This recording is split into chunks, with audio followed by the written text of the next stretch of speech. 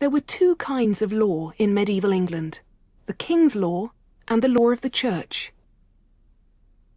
The King's Courts dealt with crime and property, but the Church Courts, which sat in every diocese in England, dealt with spiritual matters, including marriage disputes.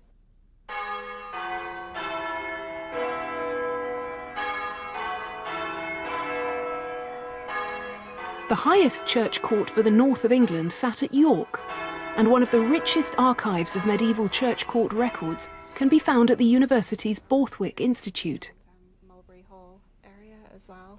A huge proportion of this archive is concerned with marriage litigation, and Brona Kane has studied the cases in detail. How many cases altogether survive in this archive here in York, and how many of them are marriage cases? We're talking about a level of about a third of all cases that come before the ecclesiastical courts relate to all the cases? Marriage. Yeah, for the 14th and 15th century, yes. So out of about 600 marriage cases are making up just over 200 of these, so quite a proportion.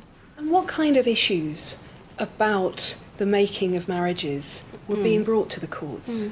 Well, sex and procreation were absolutely central. That was the purpose of marriage at this point. And you see it coming up in lots of different types of cases, but primarily in suits that attempted to test whether or not the husband was able to perform in the bedroom.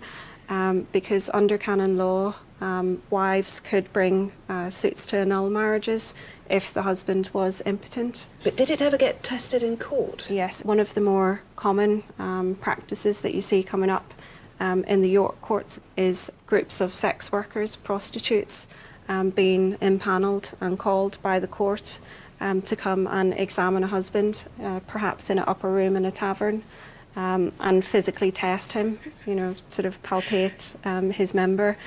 They are technical experts called in. Technical expert, exactly, and that aspect of expertise was central to it. You know, these were supposed to be women who were sort of experts in conjugal matters. And they would then report back to the courts, give official testimony on whether he had indeed been able to perform.